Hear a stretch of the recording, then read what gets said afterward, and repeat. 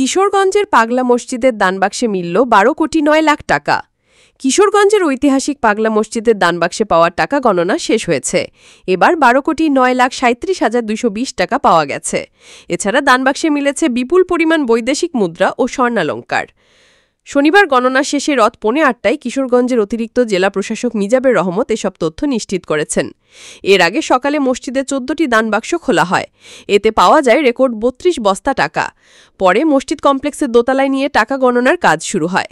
এসব বস্তাভর্তি টাকা গণনার কাজে অংশ নেন মসজিদ ব্যবস্থাপনা কমিটির সদস্য, মসজিদ কমপ্লেক্সে অবস্থিত মাদ্রাসা ও এতিমখানার শিক্ষক-শিক্ষার্থী, পাশের জামিয়া ইমদাদিয়া মাদ্রাসার শিক্ষার্থী, রূপালী ব্যাংক কর্মকর্তা-কর্মচারী সহ ৫০০ মানুষ। এ সময় উপস্থিত ছিলেন কিশোরগঞ্জের জেলা প্রশাসক ও মসজিদ পরিচালনা কমিটির সভাপতি ফৌজিয়া খান, পুলিশ সুপার মোহাম্মদ হাসান চৌধুরী এবং জেলা জামায়াতে ইসলামীর আমির অধ্যাপক মোহাম্মদ রমজান আলী। এর আগে চলতি বছরের ১২ এপ্রিল কিশোরগঞ্জের ঐতিহাসিক পাগলা মসজিদের ১১টি দানবাক্স থেকে রেকর্ড ৯ কোটি ১৭,৮০,৬৮৭ টাকা পাওয়া গেছে। আরও পাওয়া যায় বৈদেশিক মুদ্রা ও